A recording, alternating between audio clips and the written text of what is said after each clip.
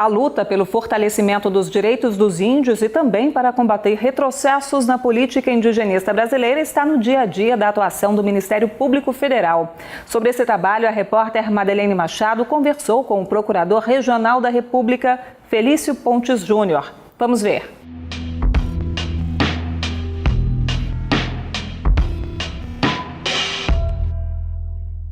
Doutor Felício, obrigada por participar do programa Interesse Público, concedendo essa entrevista. Obrigado a você, Madeleine.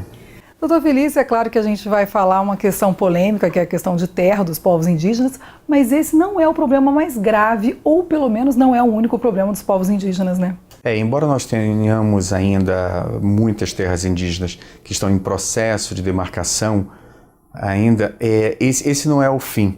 Porque a gente pensa o seguinte, não, depois que demarcou a terra indígena, acabou o problema. Não.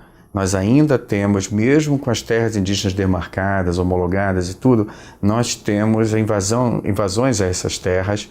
Nós temos invasões, por exemplo, de madeireiros, de garimpeiros, de fazendeiros, alguns ainda não se conformando com a demarcação. Então, mesmo com a demarcação da terra indígena feita pela FUNAI, mesmo assim sobram problemas ainda em determinadas áreas, infelizmente. A saúde indígena ainda não se conseguiu um sistema eficaz mesmo de proteção aos indígenas. Inclusive saiu da FUNAI e passou para a Secretaria, Secretaria Especial de Saúde. Exatamente. Então essa saída era uma tentativa de fazer com que houvesse uma ligação mais rápida com o SUS. E ainda não se efetivou de uma forma que pudesse dar tranquilidade aos povos indígenas. Nós temos muitos lugares, os povos indígenas com a sua própria renda que estão fazendo a saúde, sobretudo naqueles casos, Madeleine, que é a emergência, e de doenças que não são doenças conhecidas pelos pajés, pelos curandeiros dessas etnias. Na educação também, né? A educação, nós estamos avançando, mas eu acho que estamos avançando ainda a passos muito pequenos. É necessário que a educação seja bilíngue, né? É necessário respeitar o tempo de cada etnia e nós temos mais de 200 etnias no Brasil. Então é um desafio muito grande para o educador, para que ele possa ter um currículo que seja adaptado a cada uma dessas etnias e principalmente, uma coisa que a gente tem se esforçado muito, na formação de professores indígenas. Doutor Felício, é claro que a gente vislumbra um futuro melhor para os povos indígenas e que eles continuem, né, porque a gente tem até questões de genocídio, etnocídio, e a gente sabe que o Ministério Público trabalha muito para os povos indígenas, tem um trabalho muito forte, não só os povos indígenas, mas ribeirinhos.